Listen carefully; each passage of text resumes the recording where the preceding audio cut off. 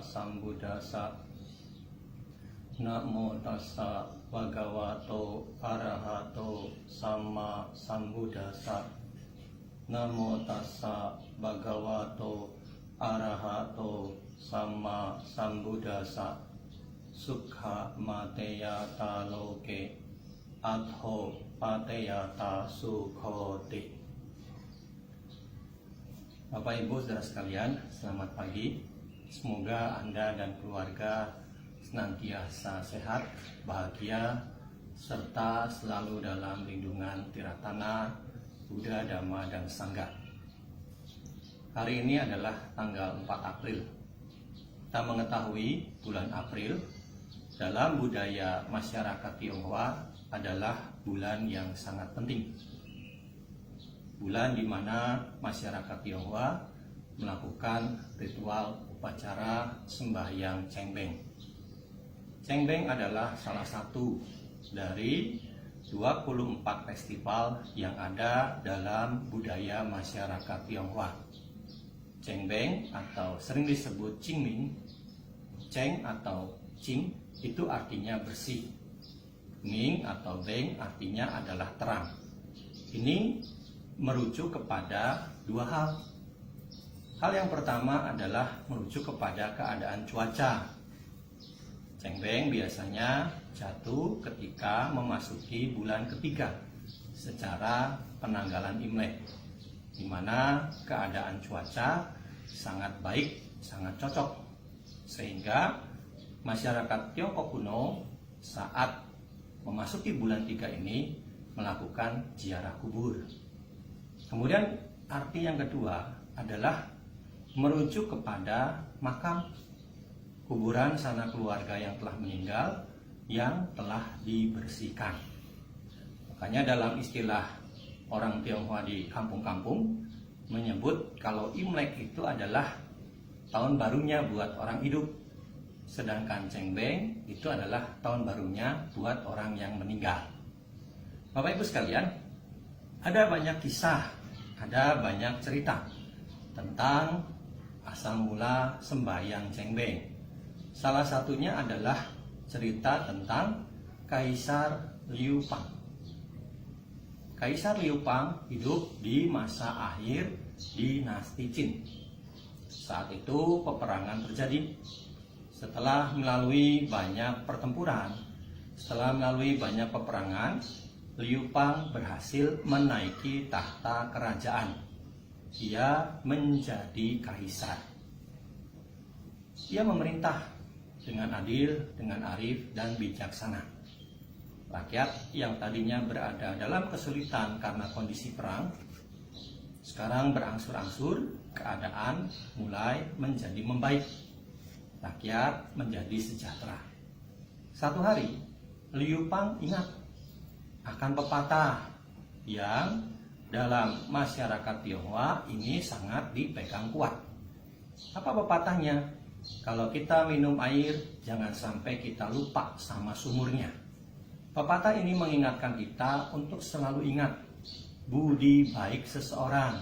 Utamanya adalah budi baik kedua orang tua kita. Ia teringat kepada kedua orang tuanya. Kedua orang tua Kaisar Liu Pang sudah tiada. Tapi sekian lama, karena kondisi perang, dia tidak melakukan ziarah, tidak melakukan penghormatan di makam kedua orang tuanya. Ia sangat rindu untuk melakukan penghormatan di makam kedua orang tuanya. Maka ia pun mempersiapkan diri beserta dengan prajuritnya untuk pergi ke kampung halamannya, mencari dan melakukan penghormatan ke makam kedua orang tuanya. Perjalanan dilakukan, prajurit dikerahkan. Setibanya di kampung halamannya, mereka semua berpencar. Prajuritnya ditugaskan untuk mencari makam kedua orang tua Kaisar Liu Pang. Ada yang ke sana, ada yang ke sini, tapi seluas tanah pemakaman tidak mereka temukan makam kedua orang tua Kaisar Liu Pang. Dari pagi sampai sore mereka mencari, tiada satupun hasil yang didapatkan. Prajurit datang memberi laporan, tidak ketemu. Yang sana datang lagi memberi laporan, tidak ketemu. Kaisar menjadi makin sedih. Kenapa? Karena sebagai anak dia ingin berbakti. Sekarang kuburannya saja, kuburan kedua orang tuanya tidak dia ketahui, tidak dia temukan. Hari semakin sore, dalam kesedihannya, Kaisar mengeluarkan selembar kertas dari balik baju kebesarannya sebagai kaisar. Kertas yang dikeluarkan itu disobek-sobek. Setelah menyobek kertas itu, Kaisar Liu Bang kemudian bertekad, ayah ibu, saya ingin menghormati makam kedua orang tuaku.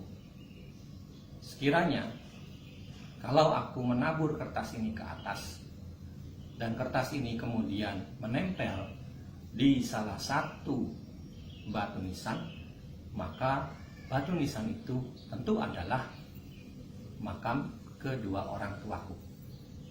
Dan dia pun kemudian melempar kertas itu ke udara. Angin yang saat itu memang kencang membawa kertas tersebut berhamburan. Ada satu kertas, potongan kertas yang kecil melayang-layang, kemudian menempel pada salah satu batu nisan. Prajurit memberitahu Kaisar, ada kertas kecil yang menempel, yang ketika ditiup angin, kertas itu tidak ikut terbang. Itu nisan itu diperiksa, ternyata disitulah tertera nama kedua orang tua Kaisar Liu Bang. Dia pun segera memerintahkan agar kuburan tersebut dibersihkan, agar kuburan tersebut diperbaiki, dibuat lebih bagus dan dipercantik. Dan Kaisar pun melakukan penghormatan di kedua makam orang tuanya. Nah, Bapak Ibu sekalian, inilah satu cerita tentang riwayat asal mula sembahyang cengbeng yang dilakukan oleh masyarakat Tionghoa. Jadi, cengbeng ada dua hal yang dilakukan. Pertama, membersihkan kuburan. Biasanya kalau zaman dulu dibersihkan oleh anak-anaknya sendiri, kuburan kedua orang tuanya. Kalau sekarang karena kesibukan pekerjaan dan lebih-lebih sekarang tidak boleh pergi kemana-mana, harus di rumah, ya biasanya panggil tukang koret, ya tukang membersihkan rumput-rumput ilalang untuk dibersihkan. Kuburan yang selama setahun dipenuhi rumput-rumput menjadi bersih, menjadi indah. Tanahnya yang mungkin merosot digunduk kembali sehingga menjadi bentuk yang bagus. Nah, setelah dibersihkan lalu ditandai dengan kertas tecua, ya kertas tecua, kertas panjang, ya tandai dengan kertas tecua. Lalu dilakukan upacara sembahyang dengan makanan, sesajian, buah-buahan, minuman, dan aneka makanan lainnya sebagai bentuk penghormatan kepada orang tua, keluarga, leluhur yang telah meninggal. Bapak Ibu sekalian, di dalam Samacita Sutta yang ada pada kitab suci Anguttara Nikaya, Sang Buddha menjelaskan bahwa di dunia ini ada dua orang yang jasanya sulit untuk dibalas. Siapa kedua orang itu? Kedua orang itu adalah orang tua kita. Dalam sutta ini disebutkan, kalau seandainya anaknya berumur panjang, ayah ibunya juga berumur panjang, selama umur yang panjang tersebut, si anak ini menggendong ayah ibunya di kedua bahunya. Ibunya di bahu yang kiri, ayahnya di bahu yang kanan. Meskipun selama apapun si anak menggendong kedua orang tuanya, apa yang dilakukan oleh si anak ini belum cukup untuk membalas jasa ayah dan ibunya. Kalau seandainya si anak berusia panjang, ayah ibunya berusia panjang. Setiap hari si anak memandikan kedua orang tuanya ini dengan sabun yang wangi, dengan minyak yang harum.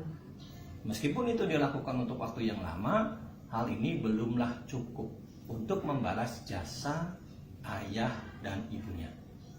Bahkan disebutkan juga, kalau seandainya si anak ini menjadi raja dunia, Raja Cakrawati, yang menguasai seluruh dunia, punya kekuasaan yang luas, punya kekuasaan yang tinggi, dan kekuasaan itu diserahkan kepada ayah dan ibunya, itu pun belum cukup. Tidak cukup untuk membalas jasa ayah dan ibunya. Lalu bagaimana cara seorang anak membalas jasa kedua orang tuanya?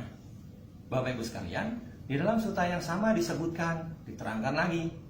Kalau seandainya kedua orang tua kita tidak mengenal Buddha Dhamma Sangha, tidak punya keyakinan kepada Buddha Dhamma Sangha, kita sebagai anak mengenal Buddha Dhamma Sangha, tahu Buddha Dhamma Sangha, kemudian kita mengenalkan Buddha Dhamma Sangha ini kepada orang tua kita yang belum mengenal Buddha Dhamma Sangha.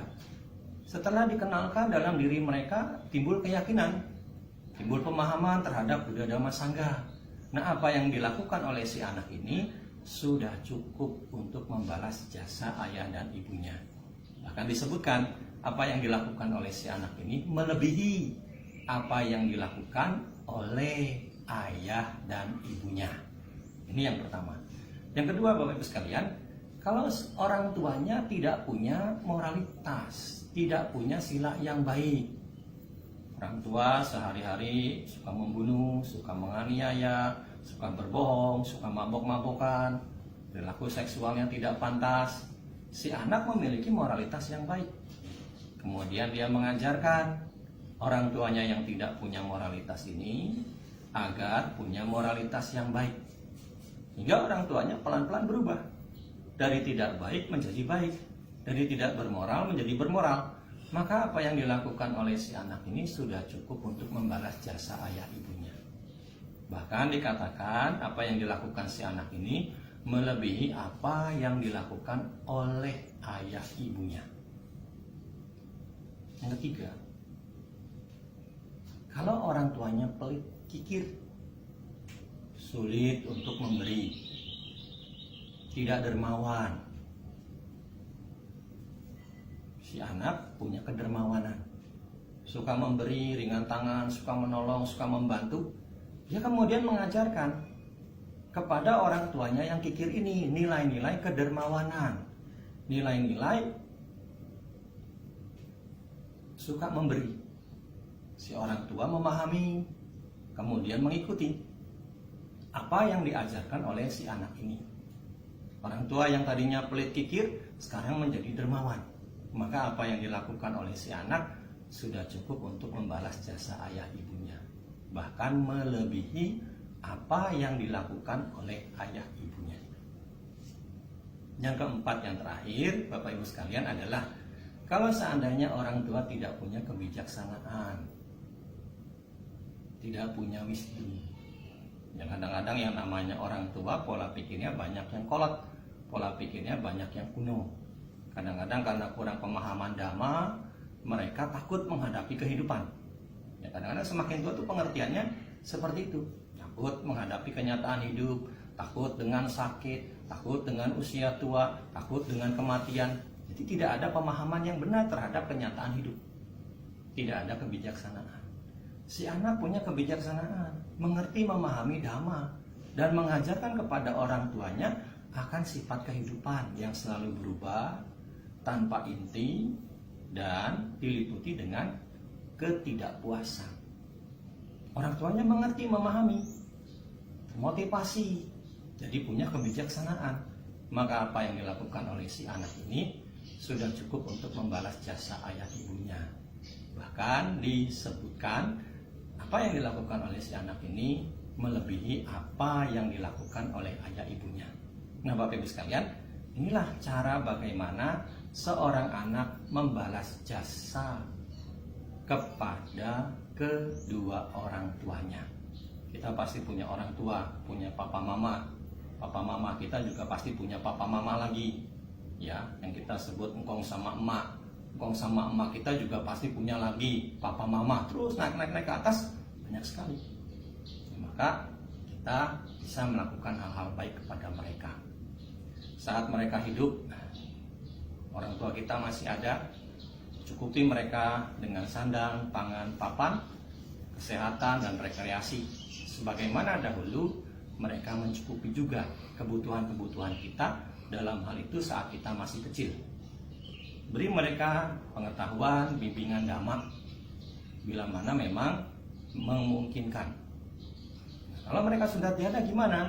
Kita melakukan kebaikan kepada kedua orang tua kita.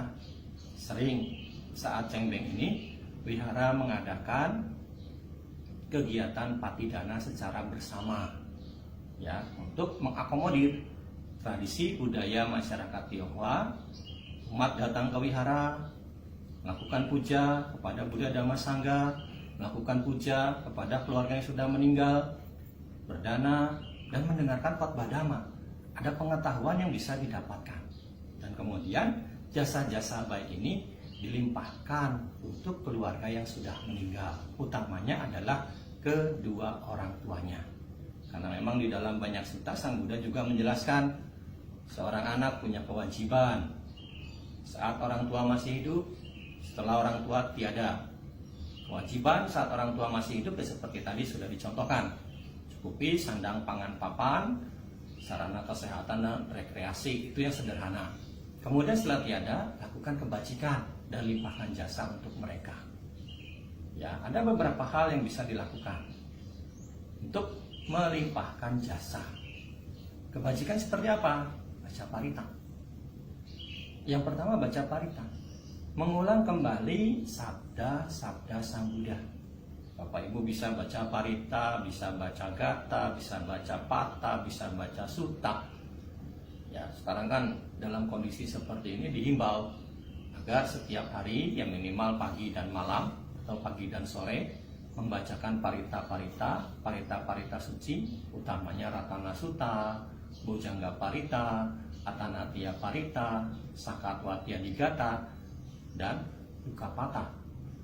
Ya, semoga kondisi-kondisi baik yang kita lakukan mengkondisikan wabah pandemi ini lekas sirna.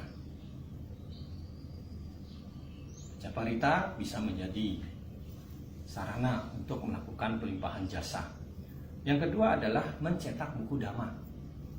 Kadang-kadang ada event membaca parita 49 hari. Nah, ini bisa. Peringatan 49 hari itu kita mencetak buku dhamma. Baik itu buku parita untuk Manggala ataupun awal Manggala. Juga bisa mencetak buku dhamma yang lain yang berisi naskah-naskah tulisan tentang ajaran Sang Buddha. Ini yang kedua. Yang ketiga, Bapak Ibu sekalian, adalah berdana untuk pembangunan wihara, untuk pembangunan cetya, untuk pembangunan stupa, untuk pembangunan plaza bodhi, ataupun berdana untuk sesuatu yang bersifat kepentingan sosial masyarakat banyak. Misalkan ada pembangunan sekolahan, kita bisa alokasikan dana pelimpahan jasa ke sana. Ya. Kemudian ada pembangunan jembatan, sumur yang bisa difungsikan buat banyak orang, kita bisa alokasikan dana pelimpahan jasa ke sana. Ya, kemudian yang keempat, berdana kepada para biku, berdana kepada sangga berupa 4 kebutuhan pokok. Bapak Ibu bisa memberi berdana jubah, berdana makanan, minuman, berdana tempat tinggal, berdana obat-obatan, ya, ataupun bisa berdana sarana transportasi ketika bantainya akan melakukan pergian untuk kegiatan pembinaan dhamma yang sementara ini memang tertunda karena keadaan seperti ini. Ya, Bapak Ibu bisa mencarikan tiket untuk kegiatan pembinaan dhamma yang dilakukan oleh bantainya ini. Kemudian yang kelima adalah bisa melepas makhluk hidup, melakukan abaya dana. Angsen dalam bahasa sehari-hari orang menyebutnya. Tapi ingat, ketika melakukan pangsen, jangan jadikan pangsen itu untuk buang sial. Jadi konsepsinya yang harus kita ubah. Kadang-kadang kan kita berpandangan ketika melepas burung, semoga sialnya dibawa burung. Ketika melepas burung dalam keadaan sakit, semoga penyakitnya dibawa burung. Ketika melepas ikan, lele, ataupun ikan lainnya ke sungai, semoga sialnya dibawa lele, penyakitnya dibawa lele. Mereka sudah berada di alam yang menderita. Jangan kita tambah lagi penderitaan mereka dengan mentransfer penyakit kita kepada mereka. Justru kita harus membebaskan diri mereka dari penderitaan. Ya, jadi jangan dibuat lebih menderita lagi karena kita memiliki konsepsi yang keliru ketika melakukan pangsen, ketika kita melakukan pelepasan satwa ke alam bebas. Beri mereka kebebasan. Itulah tujuannya. Jadi bukan buat buang sial. Ya, beri mereka keselamatan. Kemudian pastikan juga binatang yang kita lepas itu dalam kondisi sehat. Ya, dia dalam kondisi sakit, dia benar-benar sedang sehat. Kenapa? Karena di alam bebas ya kehidupannya pasti keras. Ya, mereka harus mencari makan sendiri. Ya, tentu ada persaingan yang terjadi di antara mereka untuk mendapatkan makanan. Karena kita mengetahui secara konsepsi ada rantai makanan, ya, memangsa dan dimangsa. Nah, pastikan binatang ini sehat, mampu bertahan untuk beberapa waktu di lingkungan, di tempat di mana kita melepasnya. Kemudian lepaskan ke habitat yang aman. Ya, jadi pastikan bahwa tempat kita pangsen itu tempatnya aman. Ini jangan sampai kita ngelepas ikan di sini, di situ sudah ada yang bawa serokan. Kita lepas ikan di sini, di situ sudah ada yang bawa pancing, sudah nungguin. Ya, cari yang benar-benar aman. Makanya di sini perlu diatur waktunya, tempatnya, pastikan yang tidak terlalu banyak orang, hingga mereka bisa hidup dalam keamanan. Ya, kan tujuan kita adalah membebaskan mereka dari ancaman kematian, membebaskan mereka dari ancaman orang yang akan menangkapnya. Jadi pastikan benar-benar habitatnya aman. Tapi Bapak Ibu sekalian, sekarang kondisi seperti ini kita harus tinggal di rumah. Ya, gimana kalau kita mau pelimpahan jasa? Banyak caranya. Banyak abang ojol, banyak tukang beca, banyak mereka yang pekerja harian lepas yang sebelum kondisi ini mendapatkan penghasilan sehari-hari yang bisa digunakan untuk mencukupi kebutuhan mereka. Sekarang karena kondisi seperti ini, penghasilan mereka menjadi minim. Bapak Ibu bisa membantu mereka. Ya, bisa bantu pesan makanan kepada abang ojol untuk kemudian nanti makanan yang dipesan Bapak Ibu bisa berikan kepada mereka dan keluarganya, atau beri tips mereka lebih agar mereka bisa mencukupi kebutuhan keluarganya. Kalau di rumah ada, bikin nasi bungkus untuk dibagikan kepada mereka, pada abang ojol buat makan siang atau buat makan sore, pada tukang beca buat makan siang atau buat makan sore, atau kepada pekerja harian lepas yang sehari-hari hanya mendapatkan penghasilan harian, tidak punya penghasilan yang tetap. Nah, inilah hal yang bisa kita lakukan. Dan jangan lupa, semua kebajikan ini bisa menjadi sarana pelimpahan jasa. Semua kebajikan ini bisa kita jadikan sarana untuk berbuat baik yang baru, dilimpahkan kepada keluarga leluhur kita yang sudah meninggal. Arahkan pikiran, mengingat mereka, ajak mereka untuk ikut bahagia dengan kebajikan yang kita lakukan. Jangan lupa sampaikan ajakannya. Idangwu nyatinahotu, sukita ontunya tayo. Semoga jasa-jasa ini melimpah pada keluarga yang telah meninggal. Semoga mereka mengetahui dan ikut bahagia. Semoga jasa-jasa ini melimpah pada keluarga yang telah meninggal. Semoga mereka mengetahui dan ikut bahagia. Jadi seperti itu. Ini bisa dilakukan sambil beranjali, bisa dilakukan kita sambil nuang air. Jadi nggak usah baca yang yatawariwaha panjang. Ya, setelah kita berbuat baik, ambil air segelas, tuang di depan pintu rumah, di halaman rumah. Ya, sambil merenungkan. Yang wonya tinang hotu sukita untuk nyatayo. Semoga jasa-jasa ini melimpah pada keluarga yang telah meninggal. Bapak Ibu sekalian, jangan juga berpikir, waduh Bante pelimpahan jasa, nanti saya jadi nggak punya jasa. Jangan berpikir pelit buat orang yang berjasa buat hidup kita. Orang tua kita pasti punya jasa untuk kita. Ya, wajar kalau kita membagi kebaikan untuk mereka. Lagi pula, ketika kita melakukan pelimpahan jasa, itu bukan seperti memberi barang. Kita melakukan pelimpahan jasa itu seperti perumpamaan demikian. Kalau seandainya kita berada di ruangan ini di malam hari, kemudian aliran listriknya mengalami pemadaman, suasana menjadi gelap. Nah, kita punya sebatang lilin yang ada di tangan kita. Kita nyalakan lilin tersebut, dan ketika lilin itu menyala, dalam temaram satu cahaya lilin, kita melihat, oh ada lilin lain, masih banyak di sekitar kita yang belum menyala. Kemudian kita mendatangi lilin-lilin yang belum menyala tersebut. Dengan lilin yang ada di tangan kita hidupkan lilin yang belum menyala itu satu. Nah, pada saat kita memegang lilin ini, sumbunya menempel ke lilin berikutnya, adakah api yang berpindah? Adakah api yang berkurang? Tidak ada sama sekali. Bagaimana dengan suasana ruangan?